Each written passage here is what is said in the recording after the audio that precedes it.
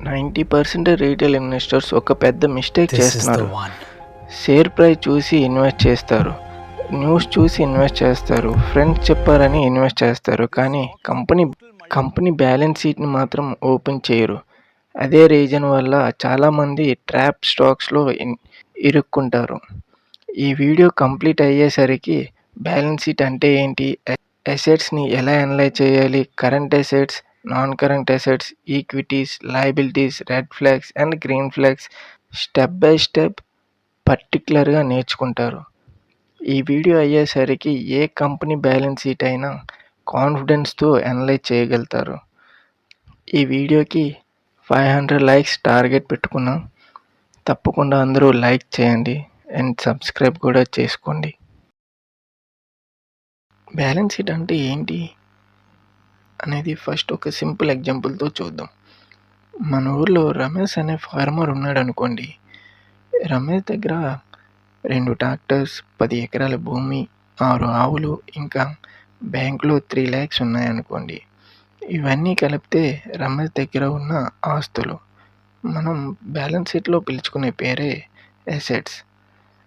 కానీ రమేష్ ట్రాక్టర్స్ కొనడానికి బ్యాంకు నుండి లోన్ తీసుకున్నాడు. భూమి కొనడానికి రిలేటివ్స్ దగ్గర అప్పు తీసుకున్నాడు. ఫెర్టిలైజర్ షాప్‌కి కొంచెం బ్యాలెన్స్ ఉన్నది. ఇవన్నీ లయబిలిటీస్. సింపుల్‌గా చెప్పాలంటే లయబిలిటీస్ అంటే అప్పు. అప్పుడు మీకు ఒక క్వశ్చన్ రావాలి. రమేష్ నిజంగా ఓన్‌గా ఎంత సంపాదించాడు అనేది క్యాలిక్యులేట్ చేయడానికే బ్యాలెన్స్ షీట్ కావాలి. బ్యాలెన్స్ షీట్ ఫార్ములా అనగానే చాలామంది భయపడుతూ ఉంటారు. ఫార్ములా అంటే ఇది చాలా సింపుల్. ఇది సెకండ్ క్లాస్‌లో చేసే formula. Assets equals to liability plus equity. ఇదే ఫార్ములా ఎగ్జాంపుల్ చూద్దాం. సపోజ్ రమేష్ దగ్గర ట్రాక్టర్స్ ఒక value 10 lakhs, loan land value 20 lakhs, cash 5 lakhs equals to 10 + 20 + 5 equals to 35 lakhs. ఇది అసెట్స్. కానీ లోన్ ఏంటి? Bank loan 12 lakhs, relative loans 3 lakhs, total loan 15 lakhs. అప్పుడు మిగిలినది ఎంత? Assets 35 lakhs. లయబిలిటీస్ అంటే అప్పు కదా, మనం మైనస్ చేయాలి. 15 lakhs ఈక్వల్స్ టు 20 lakhs. అంటే బ్యాలెన్స్ షీట్ చెప్పేది ఒకటే. కంపెనీ దగ్గర ఎంత ఉంది, అందులో ఎంత మనీ ఉంది, ఎంత మనీ అప్పుగా తీసుకువచ్చారు అనేది చెప్తుంది. చాలామంది ఇన్వెస్టర్స్ ఫస్ట్ బ్యాలెన్స్ షీట్‌ని ప్రిఫర్ చేస్తారు. మనం ఒక్కసారి సింపుల్‌గా చూద్దాం. ఇద్దరు ఫార్మర్స్ ఉన్నారు. Farmer A and farmer B. Farmer A దగ్గర profit 5 lakhs, loan 2 lakhs, cash 10 lakhs. Farmer B దగ్గర profit 5 lakhs, loan 80 lakhs, cash 20,000. ఇద్దరు ప్రాఫిట్ సేమే. కానీ మీరైతే ఎవరి దగ్గర ఇన్వెస్ట్ చేస్తారు అనేది కింద కామెంట్ చేయండి. నేనైతే ఫార్మర్ ఏ దగ్గర ఇన్వెస్ట్ చేయడానికి ఇష్టపడతా. ఎందుకంటే ప్రాఫిట్ కన్నా బ్యాలెన్స్ స్ట్రాంగ్‌గా ఉంది. ప్రాఫిట్‌ని కొంచెం మేకప్ చేయొచ్చు. కానీ బ్యాలెన్స్ షీట్‌ని కంపెనీ నిజంగా ఎంత స్ట్రాంగ్ ఉందో చెప్తుంది. Balance sheet equals to company health report. Doctor దగ్గరికి హెల్త్ చెకప్‌కి వెళ్తే weight, BP and sugar, heart అన్నీ చెక్ చేస్తారు కదా. Company health checkup report balance sheet అన్నమాట. ఫార్మర్ ఎగ్జాంపుల్‌తో కాన్సెప్ట్ అర్థమైంది కదా. రియల్ కంపెనీని అనలైజ్ చేద్దాం. నేను Bharat electronics annual report open చేస్తున్నాను. ప్రొఫెషనల్ ఇన్వెస్టర్స్ ఎగ్జాక్ట్లీ ఇక్కడి నుండే స్టార్ట్ చేస్తారు. బిఎల్ యాన్యువల్ రిపోర్ట్ 236 pages ఉన్నాయని చాలామంది ఇక్కడ భయపడతారు. కానీ నేను ఒక సీక్రెట్ చెప్తాను. 236 pages ఉన్నాయి. మొత్తం చదవాల్సిన అవసరం లేదు. ప్రొఫెషనల్ ఇన్వెస్టర్స్ కూడా అలా చేయరు. వాళ్ళు డైరెక్ట్ ఫైనాన్షియల్ స్టేట్మెంట్స్‌కి వెళ్తారు. యాన్యువల్ రిపోర్ట్‌లో బ్యాలెన్స్ షీట్ ఎక్కడుందో ఫస్ట్ చూద్దాం. టైప్ చేయండి బ్యాలెన్స్ షీట్ లేదా statement of financial positions. Company బట్టి రెండిట్లో ఏదో ఒకటి ఉంటుంది. మనం BEL బ్యాలెన్స్ షీట్‌ను ఓపెన్ చేసాం. ఫస్ట్ టైం బ్యాలెన్స్ షీట్ చూస్తే నెంబర్ చూసి కన్ఫ్యూజ్ అవ్వకండి. ప్రొఫెషనల్ ఇన్వెస్టర్స్ ఫస్ట్ నెంబర్స్ చూడరు, సెక్యూరిటీస్ చూస్తారు. బ్యాలెన్స్ షీట్‌ని 3 పార్ట్స్‌గా డివైడ్ చేయండి. Assets, liabilities, equities. అంతే, అయిపోయింది. బ్యాలెన్స్ షీట్ మొత్తం ఈ 3 సెక్షన్స్‌లోనే ఉంటుంది. అసెట్స్ అంటే కంపెనీ దగ్గర ఉన్న ఆస్తులు. BEL కంపెనీని ఫార్మర్ లాగా ఇమాజిన్ చేయండి. ఫార్మర్స్ దగ్గర ట్రాక్టర్స్ ఉన్నట్టు BEL దగ్గర ఏముంటాయి? Factories, machinery, cash, inventories, receivables, software, buildings, ఇవన్నీ అసెట్స్. కరెంట్ అసెట్స్ అన్నీ ఉండి. కరెంట్ అంటే ఏంటి? 1 year లోపు క్యాష్గా మారగలిగేవి అసెట్స్. మనం ఫార్మర్ దగ్గర ప్యాడీ బ్యాగ్స్ ఉన్నాయి అనుకోండి, ఇవి కొన్ని రోజుల్లో అమ్ముతాడు. ఇవి కరెంట్ అసెట్స్. BELలో కరెంట్ అసెట్స్ అంటే cash, inventory, trade receivables, short term investments. ఇవన్నీ 1 year లోపు క్యాష్గా మారగలిగేవి. Non current assets. వీటిని కంపెనీ ఇమ్మీడియట్గా అమ్మదు. ఫ్యాక్టరీస్ని రేపు అమ్మదు, మిషనరీని రేపు అమ్మదు, ల్యాండ్ని కూడా రేపు అమ్మదు. లాంగ్ టర్మ్ బిజినెస్ కోసం ఉంటుంది. కాబట్టి వీటిని నాన్ కరెంట్ అసెట్స్ అని అంటాం. లయబిలిటీస్. ఫార్మర్కి ట్రాక్టర్ లోన్ ఉన్నట్టు BELకి కూడా కొన్ని ఆబ్లిగేషన్స్ ఉన్నాయి. సప్లయర్స్కి ఇవ్వాల్సిన డబ్బులు, taxes, employees benefits, lease payments, loans, ఇవన్నీ లయబిలిటీస్ అంటాం. ఈక్విటీ. ఇది కంపెనీ అసలు వాల్యూ. సింపుల్గా ఫార్ములా గుర్తుందా? Assets minus liabilities equals to equity. Farmer ఎగ్జాంపుల్లో 35 lakhs అసెట్స్, 15 lakhs అప్పు, మిగిలింది 20 lakhs. ఇది ఈక్విటీ. కంపెనీలో కూడా సేమ్. రియల్ బ్యాలెన్స్ షీట్ని చూద్దాం. Total asset growth. FY 2025లో 40,000, 41,808 lakhs. FY 2024లో 39 lakhs, 15,565 lakhs. Company total assets increase అయ్యాయి. అర్థం ఏంటంటే, సింపుల్గా చెప్పాలంటే కంపెనీ సైజ్ కొంచెం పెరిగింది, కానీ అసెట్స్ పెరిగిందంటే ఆటోమేటిక్గా గుడ్ అని కాదు. క్వశ్చన్ ఏంటంటే, ఈ అసెట్స్ పెరిగాయి ప్రొడక్టివ్ అసెట్సా లేదా ఐడియల్ అసెట్సా అనేది next analysis. Property, plant, equipment. FY 2024లో 2,69,911 lakhs. FY 2025లో 3,12,490 lakhs. స్ట్రాంగ్గా ఇంక్రీజ్ అయ్యాయి. దీనికి అర్థం ఏంటంటే, company factories, plants, machinery, production capacity మీద ఇన్వెస్ట్మెంట్ చేస్తుంది. కంపెనీ ఫ్యూచర్ డిమాండ్ని ఎక్స్పెక్ట్ చేసి బిజినెస్ ఎక్స్పాండ్ చేస్తుంది అని ఇది సిగ్నల్. మ్యానుఫ్యాక్చరింగ్ కంపెనీకి ఇది generally positive sign. Capital work in progress. FY 2024లో 45,307 lakhs. FY 2025లో 46,879 lakhs. Almost stable. కానీ ప్రాజెక్ట్స్ ఇంకా కంప్లీట్ అవ్వలేదు. ఫ్యూచర్లో కంప్లీట్ అయ్యాక PPEలోకి ట్రాన్స్ఫర్ అవుతాయి. Investments. FY 2024లో 76,779 lakhs. FY 2025లో 82,038 lakhs. Increase అయ్యాయి. కంపెనీ ఇన్వెస్ట్మెంట్స్ వాల్యూ పెరిగింది, కానీ బ్యాలెన్స్ షీట్ మాత్రం చూస్తే సరిపోదు.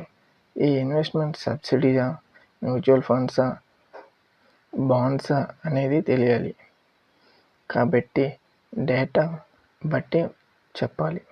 Defence tax assets. FY 2024లో 57,416 lakhs. FY 2025లో 53,412 lakhs. కొంచెం తగ్గింది. ఇది మేజర్ డిస్కషన్ పాయింట్ కాదు. Current asset analysis. ఇన్వెంటరీస్. FY27లో 7,40,759 lakhs, FY25లో 9,06,966 lakhs. చాలా స్ట్రాంగ్గా ఇంక్రీజ్ అయ్యాయి. కంపెనీ దగ్గర స్టాక్ ఎక్కువగా ఉంది, కానీ ఇన్వెంటరీ పెరగడం 2 రీజన్స్ వల్ల జరుగుతుంది. ఫ్యూచర్ డిమాండ్ ఎక్స్పెక్ట్ చేసి స్టాక్ బిల్డ్ చేయడం. 2, సేల్స్ స్లో అవ్వడం వల్ల స్టాక్ వేర్హౌస్లో పడి ఉండడం. బ్యాలెన్స్ షీట్ మాత్రం చూస్తే ఎగ్జాక్ట్ రీజన్ చెప్పలేం. ట్రేడ్ రిసీవబుల్స్ FY24లో 7,36,219 lakhs, FY25లో 9,09,196 lakhs. హై ఇంక్రీజ్ అయింది. కస్టమర్ దగ్గర కలెక్ట్ చేయవలసిన అమౌంట్ పెరిగింది. కంపెనీ సేల్స్ చేస్తుంది, కానీ క్యాష్ ఇంకా రిసీవ్ చేయలేదు. ఇది అబ్జర్వ్ చేయాలి.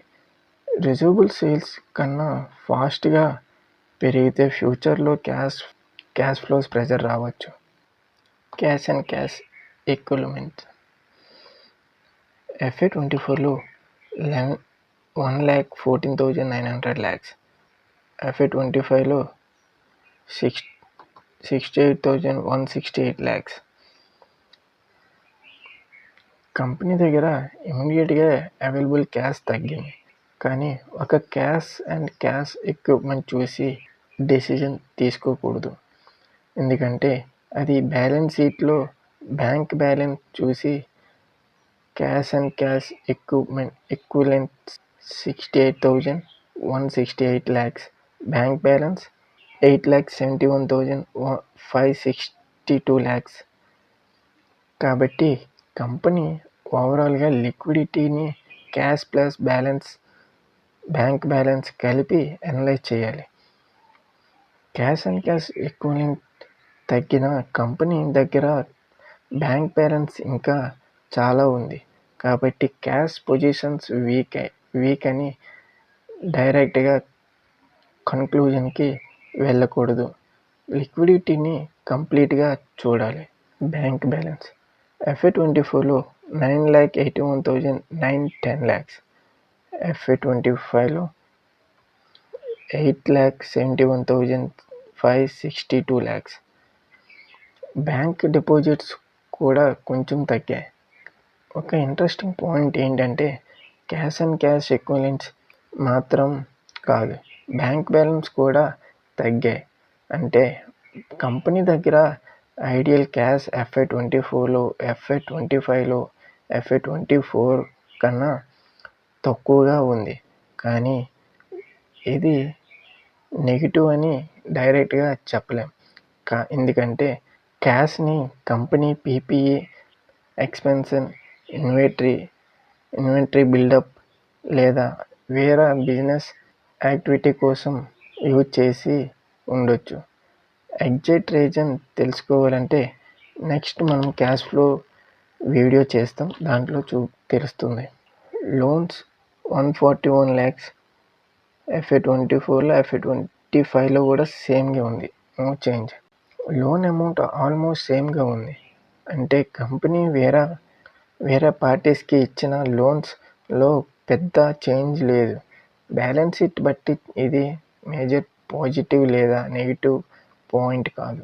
సింపుల్గా చెప్పాలంటే లోన్ స్టేబుల్గా ఉంది. ఇన్వెంటరీ ఎక్కువగా ఫోకస్ చేయవలసిన పాయింట్ ఇది కాదు. అదర్ ఫైనాన్షియల్ అసెట్స్ FY25లో 23,900 lakhs, FY24లో 28,890 lakhs. అదర్ ఫైనాన్షియల్ అసెట్స్ కొంచెం తగ్గాయి. ఈ కేటగిరీలో deposits, interest receivables, securities deposits ఇలాంటివి ఉంటాయి, కానీ బ్యాలెన్స్ షీట్ మాత్రం చూస్తే ఎగ్జాక్ట్ ఐటమ్ ఏంటి అనేది చెప్పలేం. సింపుల్గా చెప్పాలంటే కంపెనీ ఫైనాన్షియల్ అసెట్స్ కొంచెం రిడక్షన్ ఉంది, కానీ ఇది మేజర్ కన్సర్న్ అని చెప్పడానికి డేటా సరిపోదు. లోన్ ఆల్మోస్ట్ సేమ్ ఉందని ఉన్నాయి కాబట్టి ఇగ్నోర్ చేయొచ్చు. అదర్ ఫైనాన్షియల్ అసెట్స్ కొంచెం తగ్గాయి కానీ ఎగ్జాక్ట్ రీజన్ తెలియాలంటే 12 అకౌంట్స్ చూడాలి. బ్యాలెన్స్ షీట్ మాత్రం బట్టి ఇది పెద్ద red flag equity analysis. Equity share capital FY24లో 73,098 lakhs, FY25లో 73,098 lakhs. చేంజ్ ఏం లేదు. దీనికి అర్థం ఏంటంటే న్యూ షేర్స్ ఇష్యూ చేయలేదు, excise share holders ownership dilute అవ్వలేదు. ఇది పాజిటివ్ సిగ్నల్. అదర్ ఈక్విటీస్ FY24లో 15,35,141 lakhs, FY25లో 18,96,670 lakhs. కంపెనీ స్ట్రాంగ్గా ఇంక్రీజ్ అయ్యింది. దీనికి అర్థం ఏంటంటే కంపెనీ రిటర్న్ ఇంక్రీజ్ అయ్యే ఛాన్స్ ఉంది. బ్యాలెన్స్ షీట్ బట్టి షేర్ హోల్డర్స్ వెల్త్ ఇంప్రూవ్ అయ్యిందని చెప్పొచ్చు. టోటల్ ఈక్విటీ FY24లో 16,08,239 lakhs, FY25లో 19,69,768 lakhs. బిగ్ ఇంక్రీజ్ అయింది. కంపెనీ నెట్వర్త్ ఇంప్రూవ్ అయ్యిందని. Liabilities, non current liabilities. Balance షీట్లో లాంగ్ టర్మ్ బోరోయింగ్స్ కనిపించలేదు, నిల్.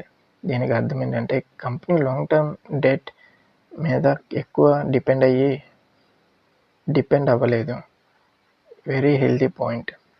లీజ్ లయబిలిటీస్ FY24లో 6,025 lakhs, FY25లో 5,869 lakhs. కొంచెం రిడక్షన్ అయ్యాయి, no major issue. Other financial liabilities FY24లో 480 lakhs, FY25లో 1,457 lakhs. ఇంక్రీజ్ ఉంది కానీ టోటల్ సైజ్తో కంపేర్ చేస్తే ఇంపాక్ట్ తక్కువ. Current trade payables